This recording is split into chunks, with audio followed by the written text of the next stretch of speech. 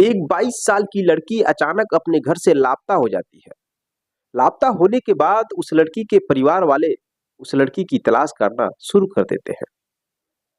उस लड़की के परिवार यानी कि भाई, बहन, चाचा, मम्मी पापा सब लोग परेशान हो जाते हैं और करीब 3 दिन के बाद वह लड़की जिस हालत में मिलती है उसको देखकर सभी लोगों के रोंगटे खड़े हो जाते हैं। मेरे दोस्तों, उस लड़की के हाथ और पैर तोड़ दिए जाते हैं आंख से, जो कि आंख दोनों है उस आंख को फोड़ दिया गया था। उसके शरीर पर लगभग 30 घाव के निशान थे। यहां तक कि उसका पेट फटा हुआ था, पोटी भी बाहर निकल चुकी थी।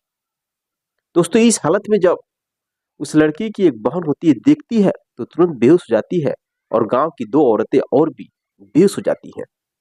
इतने दर्दनाक तरीके से उसकी हत्या की गई थी।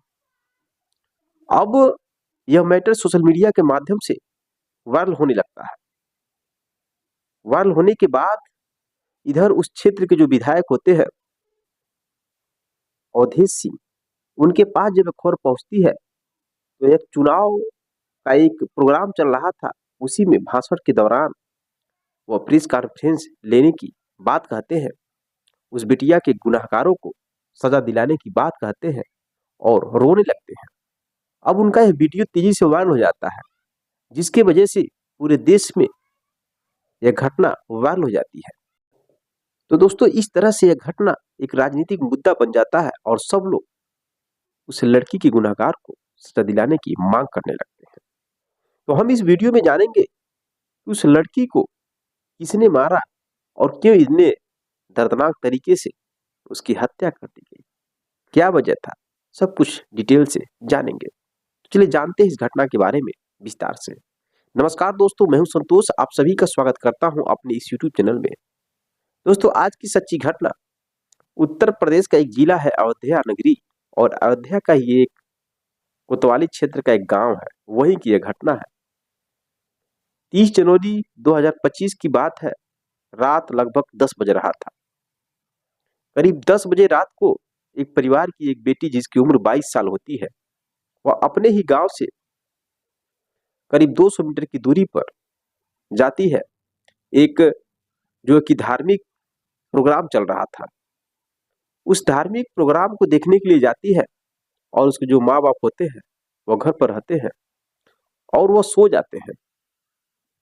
वह रात में सो जाते हैं क्योंकि वह लड़की हमेशा देख करके उस प्रोग्राम को अपने घर पर आराम से आ जाया करती थी।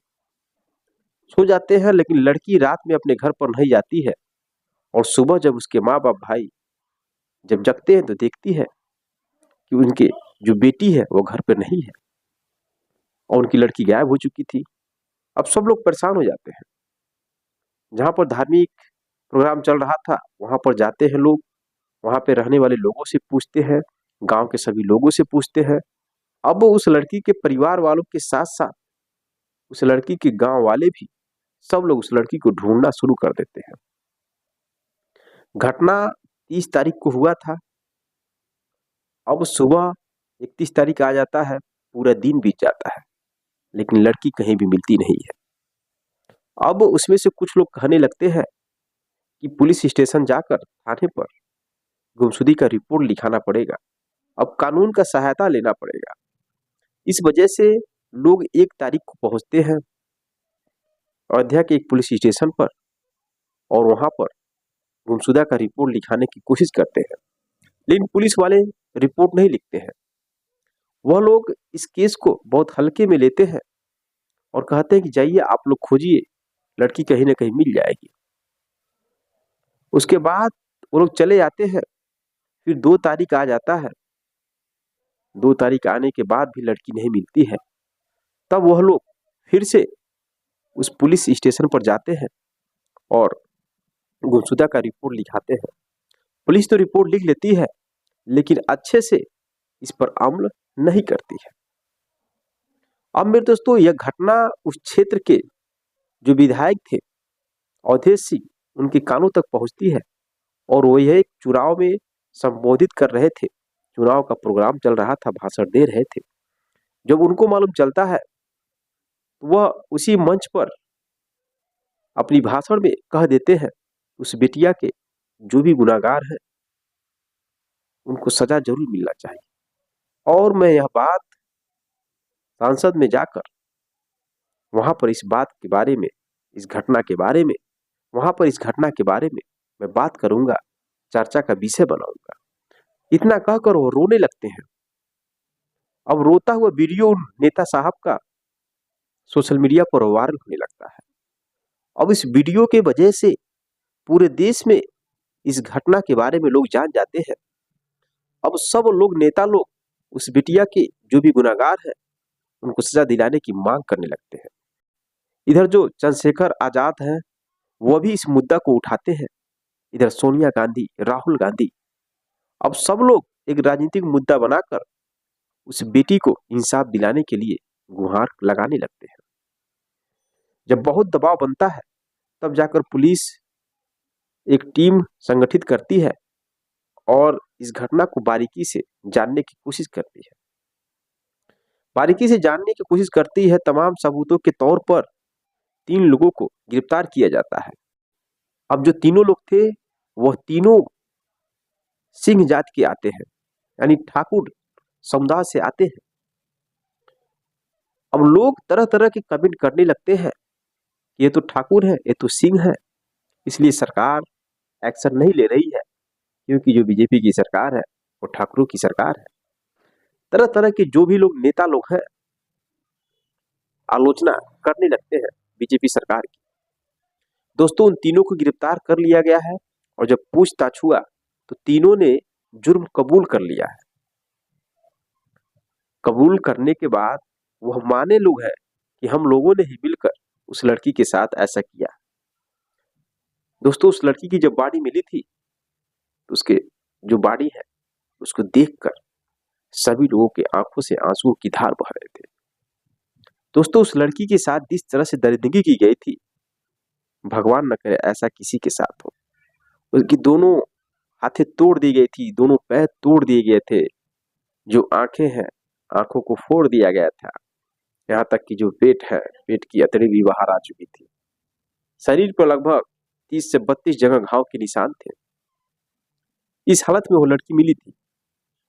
लेकिन जब उसका पोस्टमार्टम होता है, पोस्टमार्टम होने के बाद जो रिपोर्ट मिलता है पुलिस को, जब पत्रकार लोग पहुंचते हैं पुलिस के पास कि क्या रिपोर्ट आया है, आखिर क्यों हुआ, कैसे हुआ, तो पुलिस वाले भी जवाब नहीं देते हैं ढंग से। बस इतना है, कहते हैं कि जो तीनों हैं इन लोगों ने जुर्म कबूल किया है, इन लोगों ने ही इस घटना को अंजाम दिया है। लेकिन क्यों किया, कैसे किया, इन सब चीजों के बारे में कोई अभी सबूत के तौर पर जानकारी नहीं पुलिस देती है। अब कहा जाता है कि जो लड़की है उसका जो भाई है, उन 3 आरोपियों में से जो अजय कुमार सिंह, शायद ऐसा कुछ नाम है, उसके साथ झगड़ा हुआ था। अब झगड़ा होने के वजह से शायद उन लोगों ने मिलकर इसकी बहन के साथ इस घटना को अंजाम दिया है। लेकिन सोचने वाली बात यह है, एक छोटी सी झगड़ा की वजह से किसी लड़की को इस कदर मारा जाए, इस कदर उसकी हत्या किया जाए कि देखने वाले की आंखें फटी की फटी रह जाए। अब दोस्तों, क्या यह सही है, क्या गलत है? जिन लोगों ने किया उस बेटी के साथ, क्या उनको फांसी की सजा होनी चाहिए या नहीं होनी चाहिए? सब लोग तो डिमांड कर रहे हैं। मेरे अनुसार तो लोगों को फांसी की सजा होनी चाहिए। अब आप लोग इस वीडियो को अधिक से अधिक लोगों के पास शेयर करिए, इस बेटी को न्याय मिल सके।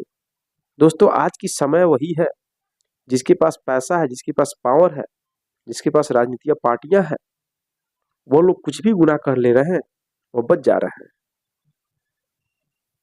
अगर एक गरीब आदमी है, एक दलित आदमी है, उसके साथ बड़े जाति के लोग कुछ भी कर दे रहे हैं तो उनके साथ कुछ नहीं हो पा रहा है, क्योंकि वो राजनीतिक में है। भाई, बड़े समाज से आते हैं, उनकी सरकार है, तो इसका बहुत असर पड़ रहा है। लेकिन सरकार को ऐसा नहीं करना चाहिए। सरकार को जाति देखकर कानून को सहायता नहीं करना चाहिए। कानून सबके लिए बराबर होता है। जो गलत काम किया उसको सजा जरूर मिलना चाहिए। मेरे दोस्तों, मेरे अनुसार तो उस लड़की के जितने भी गुनहगार हैं, सबको फांसी की सजा होनी चाहिए। आपकी राय क्या है? कमेंट बॉक्स में कमेंट कर सकते हैं।